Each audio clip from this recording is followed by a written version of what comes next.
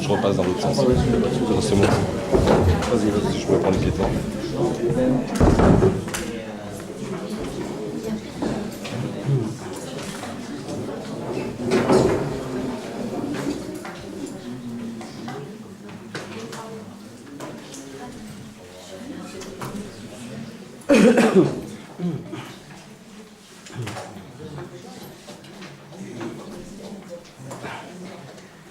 Il est 20h30, donc je vais procéder à l'appel des élus. Azéma Rami présent, Martine. Gérard Mathieu. Ordonnance Martine. Présent. Sava Mohamed. Présent. Casco Patrick. Présent. Combe Gilles. Présent. Cartier Perrault Alexandre. Présent. Delorme Céline. Présente. Delavoie-Man Martine. Duprat Monique. Oui. Présent. Elias Manuel. Présent. Comantin Philippe. Présent. Gage Gabriel. Présent. Gali Gislaine. Présent. Gava Chantal. Présent. Guillaume Claudie. Présent. Waro Cathy. Présente. Navaille Chantal. Présente. Dioré Philippe. Présent. Massacré Joël. Présent. Mélina Aguirre. Présent. Savi Julie. Présent. Satiboué Pascal. Présent. Tessier Joël. Présente. Tessa Daniel. Présent. Terrier Marie. Présente. Isabelle Joséphine. Et sur la route. Merci donc Mathieu Gérard. Bien, avant de commencer le conseil, je vais vous proposer de faire une minute de silence en hommage aux personnes décédées suite aux inondations dans le département de l'Aude.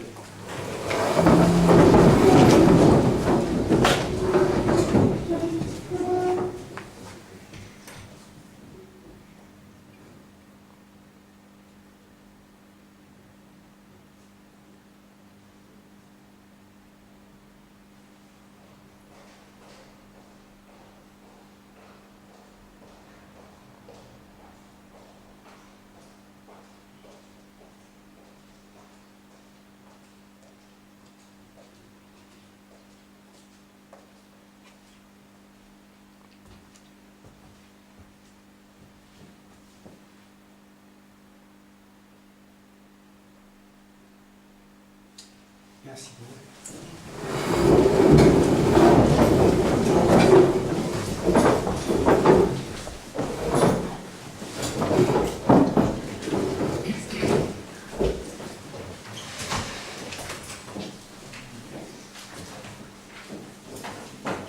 Je vous propose Cathy Auro comme secrétaire de séance.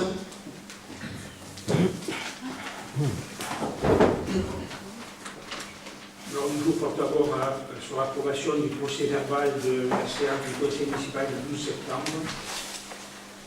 Y a-t-il des remarques? Aucune remarque, donc il est adopté à l'unanimité. Compte rendu des décisions prises dans le cadre de l'article L 2122 et les 22 du CGCT. La première décision, c'était en amenant pour les travaux de restauration extérieure de l'église de la Madeleine, sur d'abord le numéro 1, maçonnerie gros œuvre. D'abord, en avenant pour la révision des couvertures des bas-côtés nord et sud, Pinec, Échevet, Soleil et Zéguerie avec l'entreprise Sel, pour un montant de 20 506 €. C'est des travaux qui sont rajoutés, en fait, au marché. Disons qu'en montant au toit, ils se sont rendus compte qu'il y avait des choses qui avaient été mal faites précédemment, quand on avait refait la toiture, c'est-à-dire dans les années, donc ça remontait à 2008-2009. Et donc il y avait des choses à reprendre. Et donc on a pensé que tant que l'échafaudage était installé, c'était mieux de procéder à ces travaux. Ensuite, donc, suite aux intempéries et à l'accident de travail qu'il y a eu sur le chantier, donc, il a fallu changer la date prévisionnelle de fin des travaux. Et donc, on a proposé, avec M. Wick, le maître d'œuvre, la fin des travaux au 2 novembre. Et je dois dire que je suis inquiet encore là-dessus, parce que encore ce matin, les travaux n'ont pas repris, puisque suite à l'accident, il s'est avéré qu'il y avait un souci avec l'échafaudage.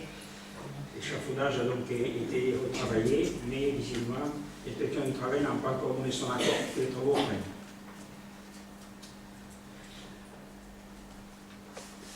Donc ça, c'est vraiment les travaux qui ne sont pas terminés. Ensuite, sur le numéro 3, restauration des vitraux, là, c'est un peu différent parce qu'en fait, il nous restait un état d'acompte à payer. Pour pouvoir le payer, il fallait donc décaler la date de fin des travaux. Et c'est pareil sur les menuiseries, restauration des menuiseries extérieures. Là aussi, il n'y a pas d'avenance sur le montant des travaux, c'est juste donc une prolongation du délai. Ensuite, l'autre décision, c'est sur les marchés aux travaux relatifs à l'accessibilité de l'hôtel de ville, donc première phase. Donc c'est la réflexion de cette salle que vous pouvez admirer. Vous pouvez dire encore que, franchement, vous avez pu changer le mobilier.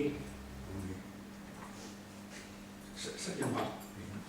Ça fait encore, donc, menuiserie intérieure, cloison sèche, chauffage, électricité et plancher technique. Ensuite, décision. Allez-y. Oui, je voudrais intervenir sur cette décision numéro 2018 que vous dénommez marché de travaux relatif à l'accessibilité de l'hôtel de ville phase 1. Donc, cette décision a été largement commentée dans le bulletin d'information numéro 1 de la majorité, distribué récemment, dans lequel on peut lire lancement des travaux en urgence afin de faire de la subvention. Donc, vous proposez donc par votre sémantique que ces travaux font bel et bien partie de travaux relatifs à l'accessibilité de l'hôtel de ville. Bien sûr.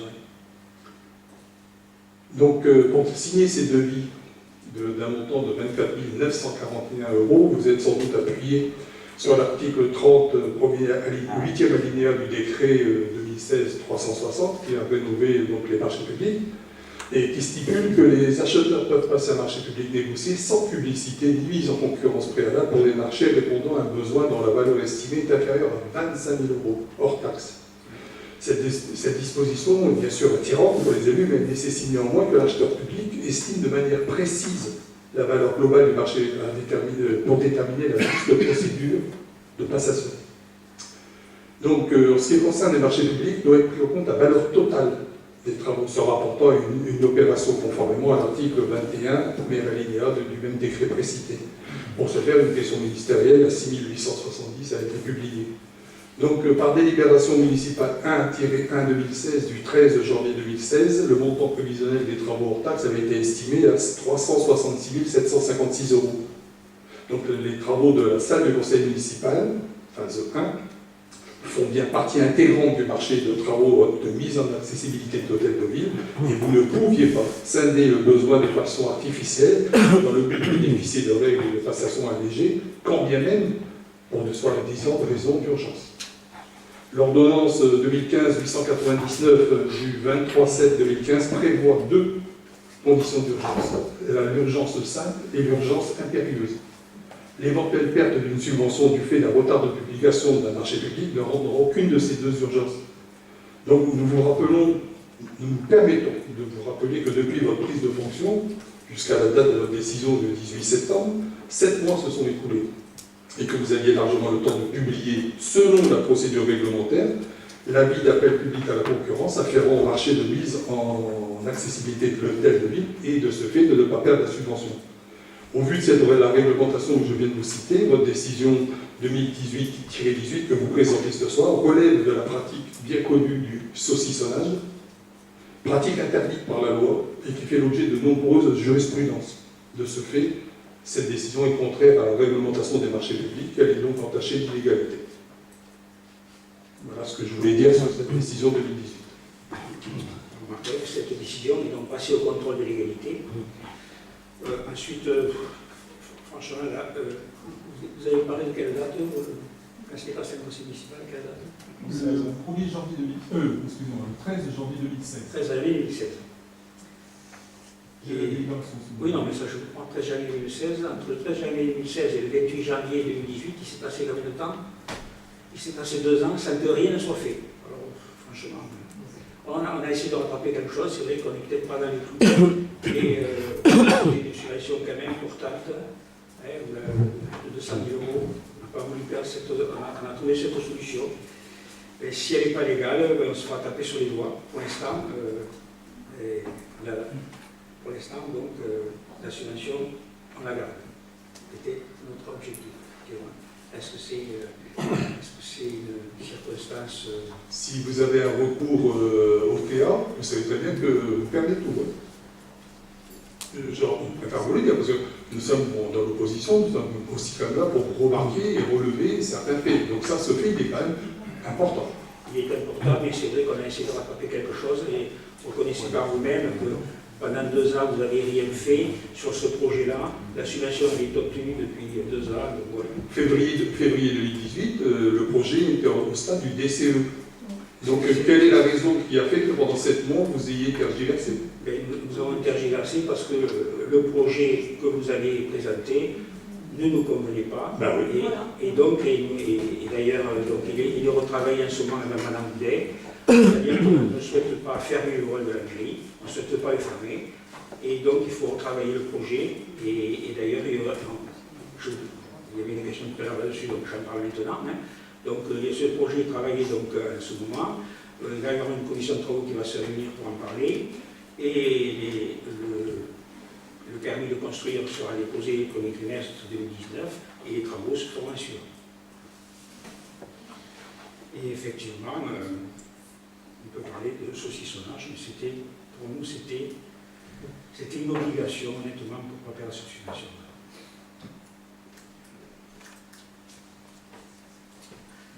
Sur le marché ensuite de travaux du stade Marcel Soula, pour la démolition et les aménages, ceci s'est passé donc, en commission d'appel d'offres pour l'entreprise COF. Et enfin, un contrat de rémunération au forfait pour Maître Vincent Parera du cabinet Arcade pour défendre les intérêts de la commune devant le tribunal administratif de Toulouse dans le cadre de l'autre initié par M. Gilbert avec l'association Au Secours Vallée de l'Ariège pour le marché de l'eau notifié en 2018. Est-ce qu'on peut intervenir? Est-ce que vous pouvez nous donner des griefs de M. Delpy? Qu'est-ce qu'il vous reproche? Bon, franchement, c'est plutôt compliqué et ça ne m'intéresse pas spécialement. Parce que... Non, mais on a besoin de ça. Oui, mais je n'ai pas sous les yeux, donc c'est par rapport à Veolia, au marché de l'eau. Marché de l'eau qu'on a passé donc, en unanimité au Conseil. Donc, M. Delpy confond toujours délégation de service public et prestation de service. Nous sommes en prestation de service, pas une délégation de service public, c'est pas Veolia qui fait le prix, c'est la commune. Et c'est donc voilà. On ne le fera pas comprendre, M. Delpy. Vous ne pouviez pas trouver une médiation avec M. Delpy? On lui est quand même de votre famille. Oui, mais vous savez, fois je vous non, là-dessus, il est inflexible. Enfin, disons qu'il a des conseils. Il a de mauvais conseils de mon point de vue. Voilà, donc, vous savez de qui je vous parlais. Ensuite, décision suivante, conclusion de bail précaire de location 3 rue Mouzola. Alors, ça c'était pour une famille qui était en détresse. Et là-dessus, en fait, c'était avant, c'était pour prévoir pendant le temps qu'il n'y avait pas d'autre logement. On a trouvé un autre logement, mais évidemment, cet autre logement ne leur a pas convenu, donc ils ont préféré partir retenir. Donc ils ne sont plus sur l'intervention. Monsieur le maire, vous n'avez pas la délégation pour fixer le montant des loyers. Oui. C'est le conseil municipal qui doit le fixer. Et là, c'était. Vous n'avez pas la délégation. Déjà, je n'ai pas la délégation, donc. Ensuite, vous avez fixé un montant de loyer pour un logement F4 avec un garage de 80 mètres carrés réhabilité à neuf. La zone Haute-Rive dans la zone C, nationalement. Et un loyer très social pour ce type de logement, c'est 435 €. Vous l'avez fixé à 380. Sachant que ces familles qui sont en détresse sont l'intégralité de C'était encore plus social. loyer. Oui, ben non, ça n'existe pas. Très social, social intermédiaire. 435, 560 et 707. C'est encore plus social ici. Voilà. Mais vous n'avez pas la délégation. Mais c'est possible. Je n'ai pas la délégation, monsieur. Confirmé.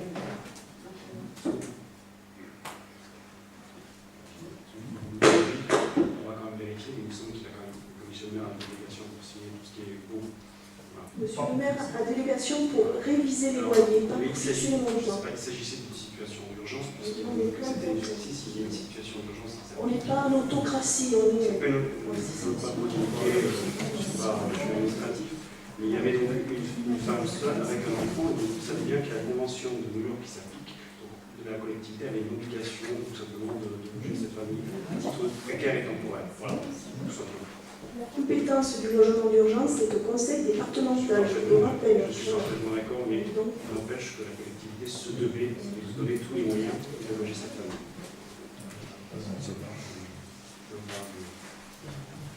Bien, dernière décision.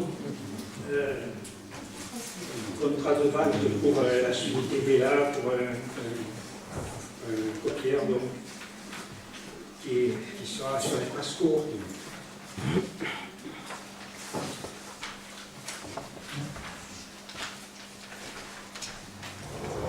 Sur le premier point, à l'ordre du jour, élection des délégués à la commission communale d'accessibilité aux personnes âgées handicapées.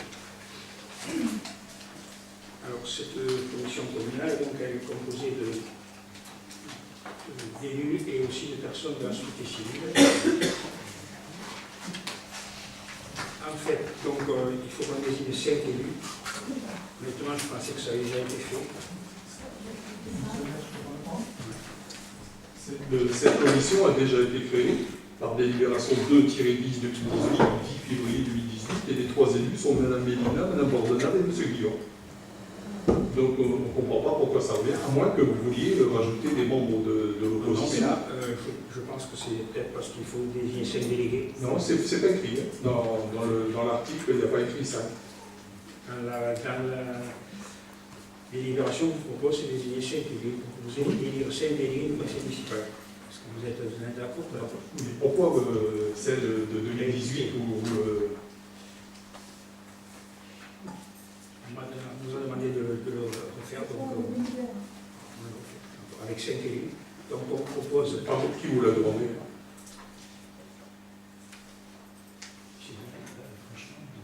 C'est le contrôle de légalité? Le contrôle de l'égalité n'intervient pas dans le procès de décision. On a juste reçu une instruction, donc en fait, on souhaitait l'ouverture sur une position dans le cadre de cette commission, ouvrir 3 délégués, éventuellement 5 délégués. Je suis désolé, j'interviens un peu. Non, l'article du CGCT est clair, c'est le maire qui fixe le nom. Donc ce qu'il avait fait en février 2018 à 3. Donc voilà, mais maintenant, on est ouvert, hein, si vous voulez incorporer des membres de l'opposition dans cette commission pour accessibilité, ça n'est pas de problème. Et bien donc on va désigner, on va établir le compte des élus à 5.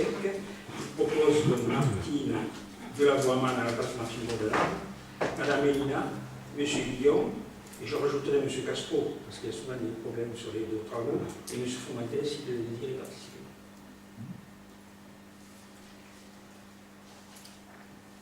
Pour cette liste de 5 personnes, des questions, des oppositions? Ils sont élus à l'unanimité. Je précise donc que la commission sera complétée par des personnes, des assurances usagers et des personnes en situation d'handicap et des personnes âgées. Et il s'agira de Mme Albar, qui représente le club des aînés, Madame Carve, représentant l'EHPAD Belle-Ride, Madame Marie-Laure Frances, représentant l'EHPAD Marie-Spoudon, M. Céline Ambonne, représentant l'association Rugby Fauteuil et pour les usagers, M. Jean-Pierre Parchanovic et M. Edmond Roque. Cette commission est chargée notamment de dresser le constat de l'état d'accessibilité du cadre bâti existant, de la voirie, des espaces publics et de transport, établit un rapport annuel présenté au conseil municipal et fait toute proposition utile de nature à améliorer la mise en accessibilité de l'existant. Cette commission organise également un système de recensement de l'offre de logement accessible aux personnes handicapées et aux personnes âgées. Et donc, je proposerai à M. Guillaume donc, de mener cette commission d'accessibilité qui se réunira très prochainement. très prochainement. Le mois de novembre. Dès le mois de novembre.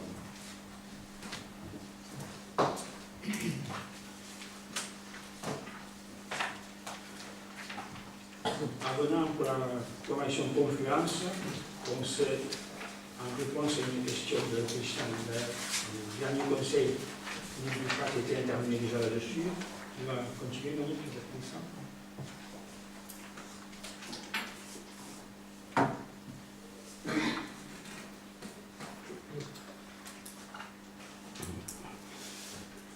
Donc, je crois vous avoir présenté lors du conseil du 12 septembre tous les éléments qui concernent cet avenant. Donc cet avenant aujourd'hui permet juste de régulariser la situation concernant la mise à disposition du local rue François Chancel, excusez-moi, le rhume et ma voix cassée, j'ai du mal à parler. Par ailleurs, donc, comme je vous l'avais expliqué la dernière fois, on souhaitait donc proroger le délai d'intervention de l'association Confluence afin de leur permettre de terminer les travaux, puisque du fait de pas mal d'absences et notamment de l'encadrement technique pour maladie et des intempéries, nous avions un retard dans les travaux. Donc aujourd'hui, on leur a laissé un délai supplémentaire, mais je vous avais expliqué tous ces éléments la dernière fois, donc aujourd'hui, on fait juste que formaliser les choses. Voilà, s'il n'y a pas de questions, on peut procéder. Pas de questions. Adopter à l'unanimité.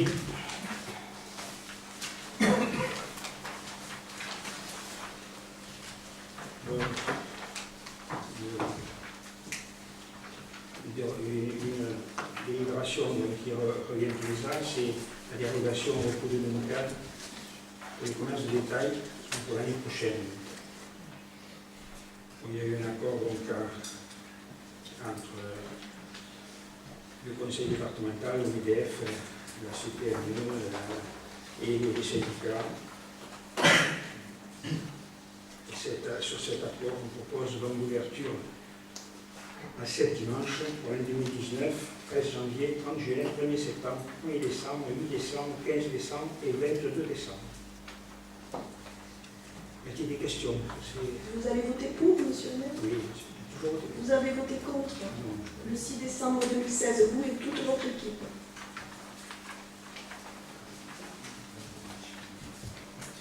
Toujours voté pour et à la commission de communes aussi. J'ai la délibération, là. Alors, qui est contre? Qui s'abstient? À l'unanimité.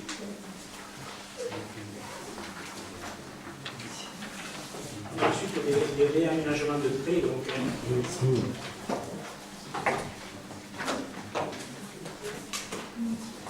Donc, d'abord, pour chronologie.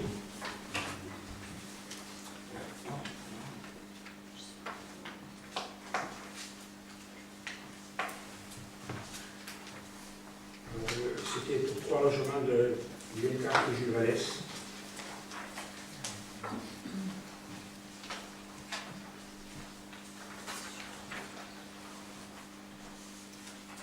La Caisse des dépôts donc, a accepté le réaménagement selon de nouvelles caractéristiques financières des prêts qui étaient donc consentis à chronologie concernant ces 3 logements. Et ils nous demandent, donc on avait déjà garanti le premier prêt, de garantir le réaménagement, le prêt réaménagé. Y a-t-il des questions? Je me vois alors qui est contre, qui s'abstient. 4 abstentions.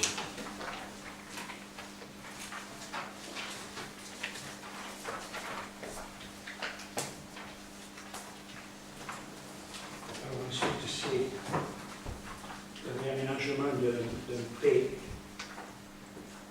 donc encore de chronologie pour le PH. Au PH, donc, même chose, donc, le contrat de prêt relatif au financement de la réhabilitation de 32 logements 1 à 4 Jules Vallès, pour lequel la commune se portait garante pour l'immigration de 2016, concerné par ce processus qui nécessite une nouvelle décision de garantie. C'est donc la même chose que tout à l'heure pour l'OPH. Y a-t-il des questions? Donc, je mets au voix. Qui est contre? Qui s'abstient? 4 abstentions.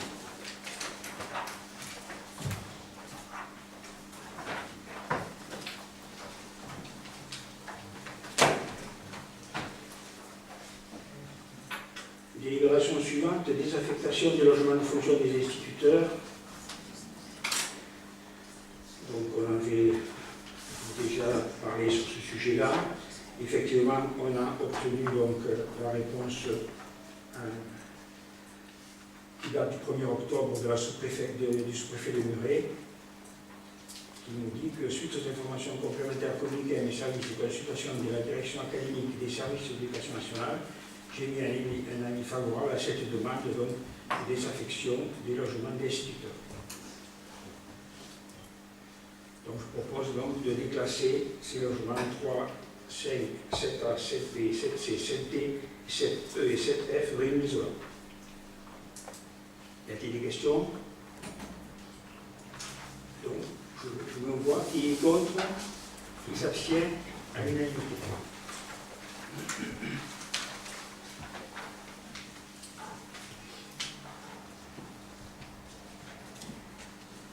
Délibération suivante propose donc la modification des tarifs de la médiathèque de Dominique Baudis. Donc l'ancienne majorité, alors que quand la médiathèque a été ouverte, elle était gratuite pour les habitants de la commune. L'ancienne municipalité avait décidé de faire payer aux habitants de la commune 15 € par an. Et donc nous proposons de rendre gratuit pour les habitants de notre rue. En conservant le prix pour les habitants hors commune, en précisant simplement que pour les étudiants, les personnes bénéficiant de la protection adulte handicapée ou du minimum vieillesse et les demandeurs d'emploi, on ferait un tarif de 5 € par personne pour les habitants hors commune. Y a-t-il des questions?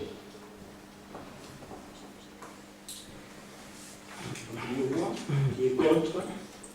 Qui s'abstient? 5 abstentions.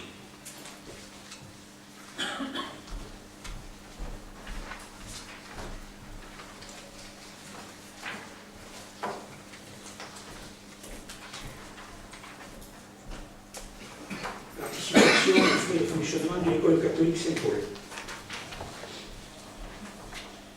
Chaque année, donc, l'école catholique fournit un budget prévisionnel.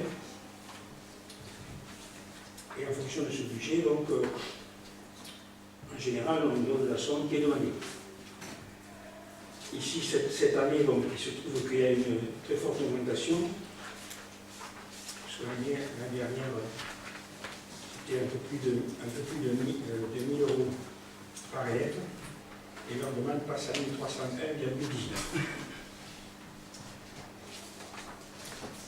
Sachant que notre dépense pour un enfant de la commune, dans l'école publique de la commune, est de 1216,04, comme ça a été calculé précédemment, on vous propose de plafonner à cette somme-là la participation pour l'année scolaire 2017-2018,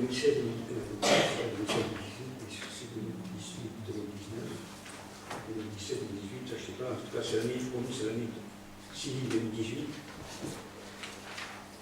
à 1216,04 € pour 130 élèves, ce qui fait 158 085 € et 20 centimes, qui déjà est bien supérieur à ce que vous avez objecté. Donc il faudra au prochain conseil qu'on fasse une décision modificative pour augmenter ce chapitre. Y a-t-il des questions? Non.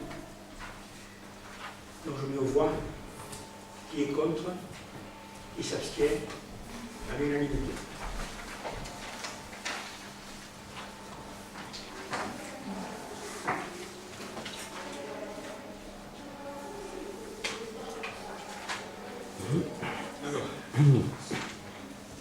Alors, on prend des délibérations qui ont été prises donc, à la communauté de communes. Une modification donc, au niveau des charges transférées qui ont été validées par la commission locale d'évaluation des charges transférées du 6 septembre 2018 relatif au transfert des compétences voirie et jeunesse.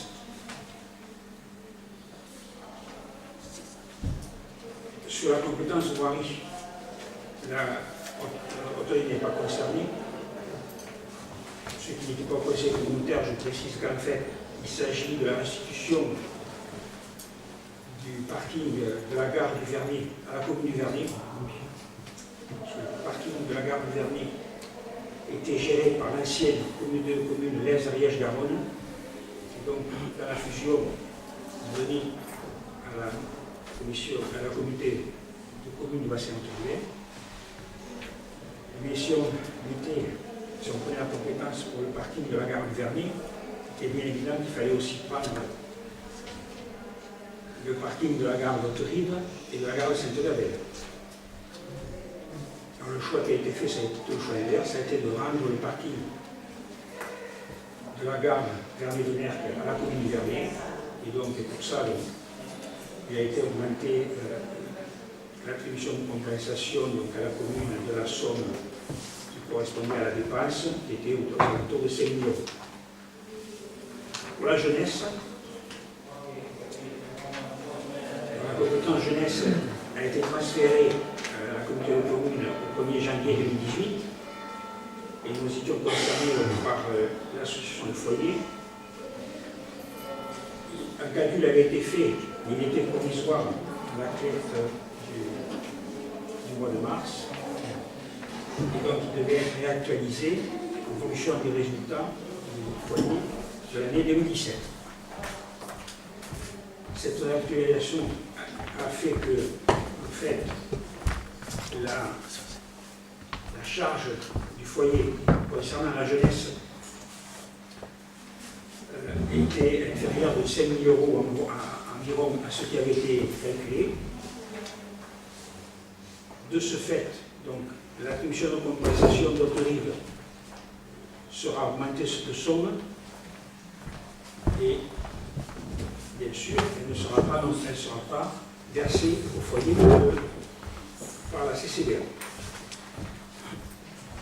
Il faudra bien sûr que la commune compense donc cette somme, puisque au départ, en gros, il y avait 140 000 € qui étaient subventionnés, comme subvention pour le foyer, 140 000 €.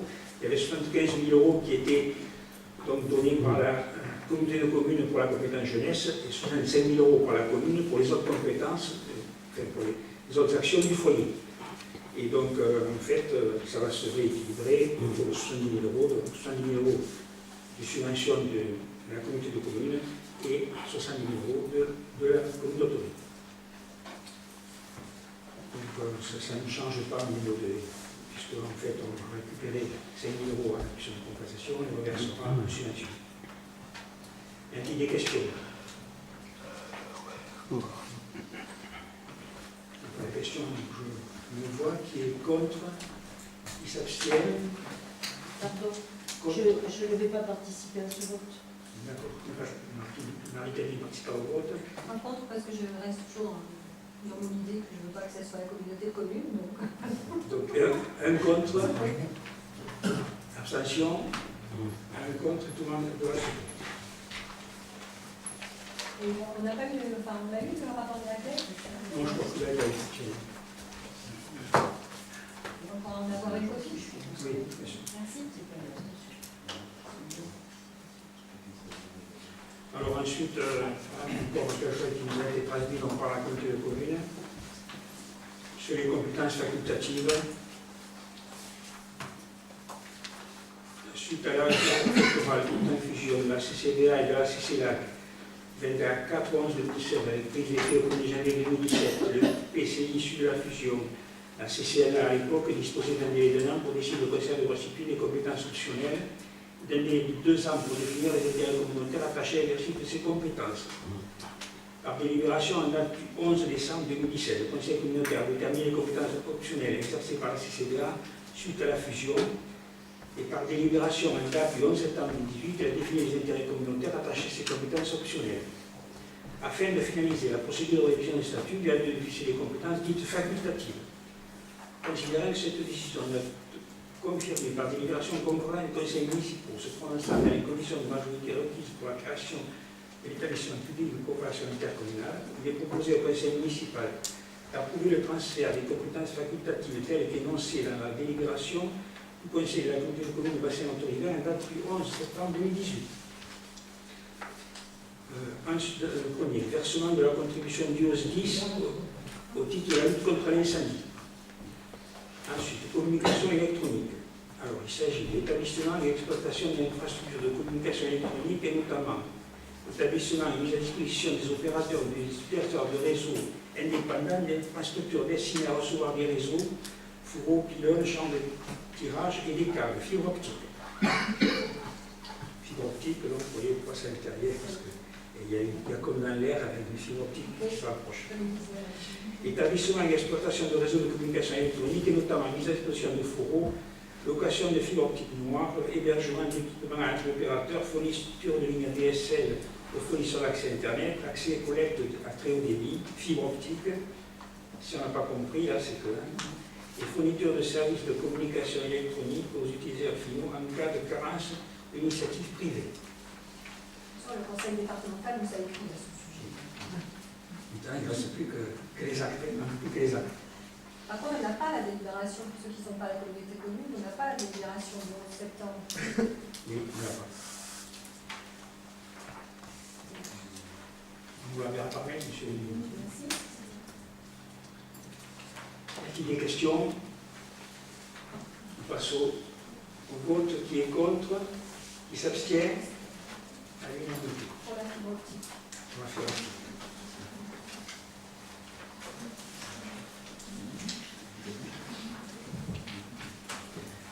Alors, le genre des complications, maintenant, donc, vous savez que jusqu'au 31 décembre 2018, le poulautier, c'est-à-dire ce qui concerne la voirie, est géré par la communauté de communes actuellement, l'été par le SMIVOM avant. À partir du 1er janvier 2019, les communes vont reprendre la gestion indirecte. Le SMIVOM et ensuite la communauté de communes ont fait des prêts pour les divers travaux. Sur chacun des prêts, il y avait une somme globale et une répartition par commune. Chaque commune empruntait une telle somme. Donc, et ces prêts, donc, ils ne sont pas finis d'être remboursés. Donc, à partir du premier, jusqu'à maintenant, c'était la communauté de communes de SMIVOM avant qui remboursait le prêt, et les communes qui remboursaient au SMIVOM ou à la communauté de communes. Et donc, à partir du 1er janvier, c'est les communes qui vont directement rembourser le prêt. Pour ça, donc, il fallait se mettre d'accord sur les chiffres de ce qui restait à rembourser. Et donc, pour la communauté, vous avez le tableau donc, à la fin de la page 1 sur la part en points commune qui reste donc à rembourser avec le capital restendu et les intérêts restendus. Ceci donc pour chaque commune.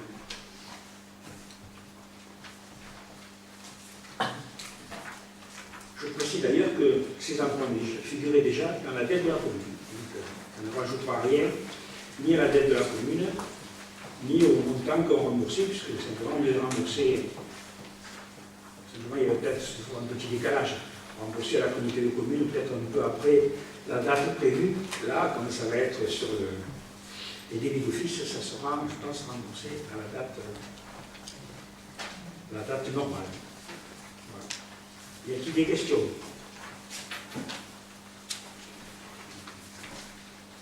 Donc, s'il n'y a pas de questions, je vous les vois. Qui est contre? Qui s'abstient? À l'unanimité.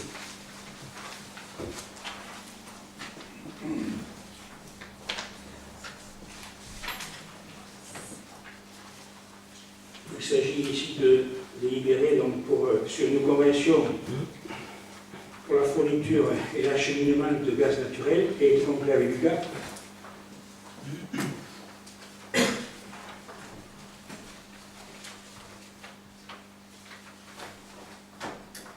Donc, en fait, il faut qu'on délibère.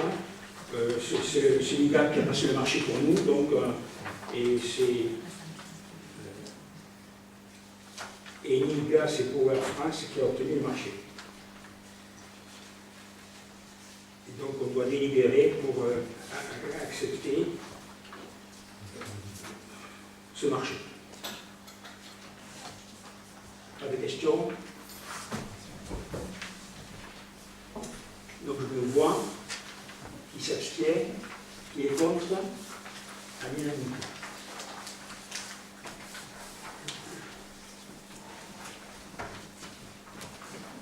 Mise en place du RIFSEP. Alors là, je vais essayer de laisser la parole à Cathy.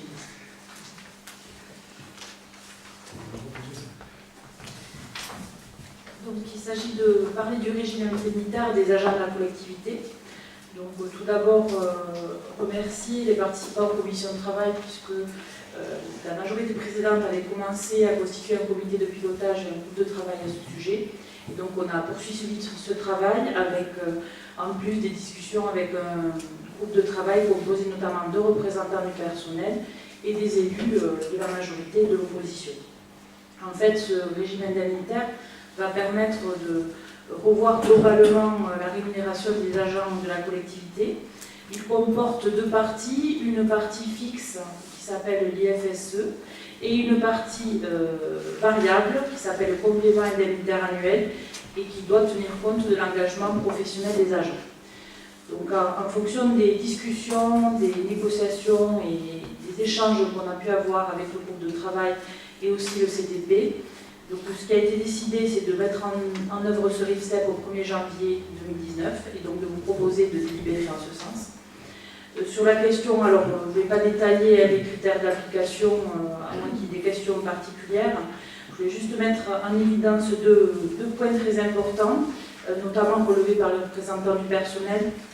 C'est la question, donc nous avions une prime qui était versée à tous les agents et qui était fixe et identique pour tous les agents, et donc on l'a versée biannuellement.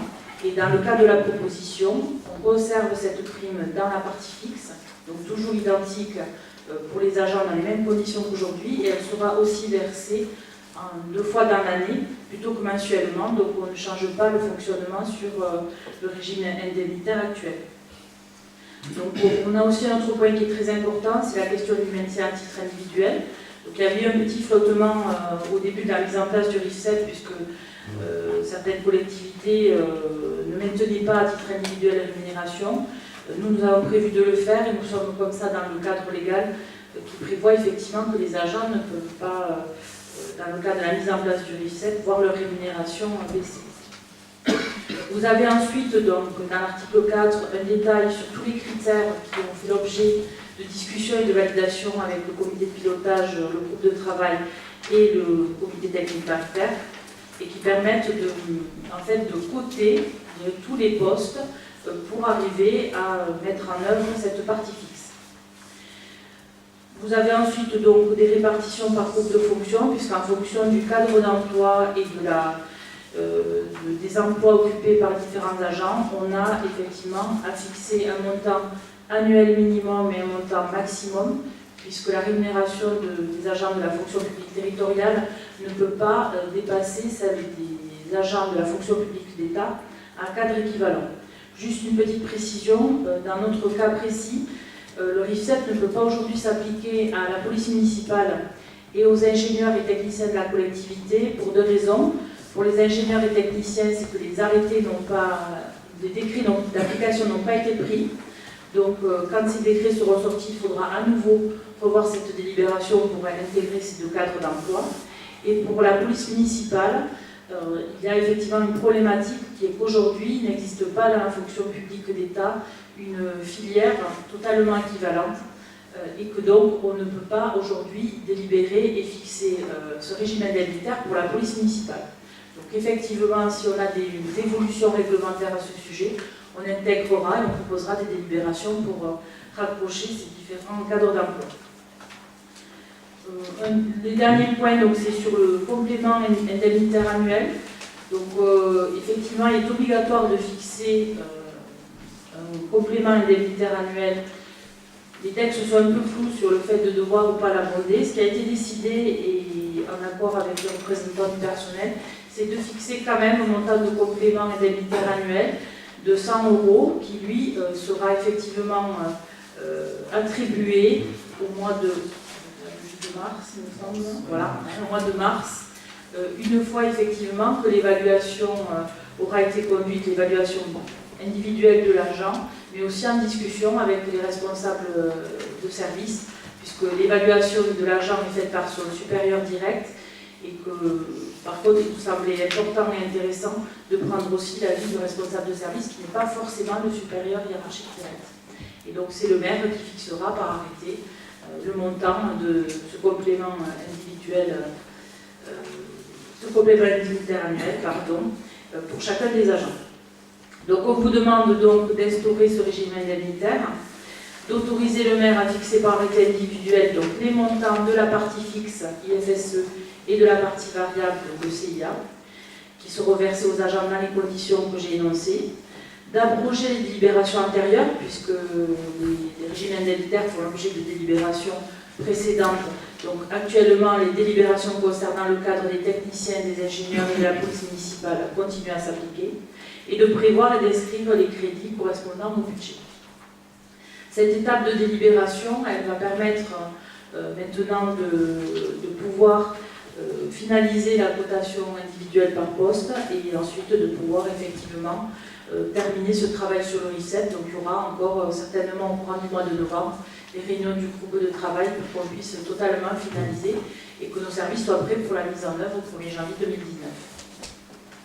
Je vous propose de... Vous avez des questions? Oui, j'ai une question qui concerne forcément le détail que vous avez exposé concernant le RIFSEP, mais simplement pour revenir sur un rapport de la Chambre régionale des comptes que la majorité de l'époque, en 2010, avait reçu. Et je voulais savoir, à l'occasion donc de la refonte du régime indemnitaire, si vous envisagez de revenir sur le régime dérogatoire des temps de travail dans la municipalité.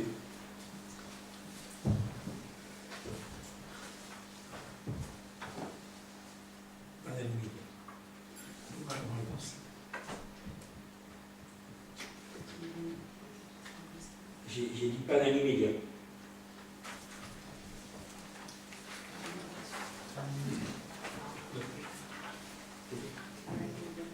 D'autres questions? Je mets donc au voix. Qui est contre? Qui s'abstient? À l'unanimité.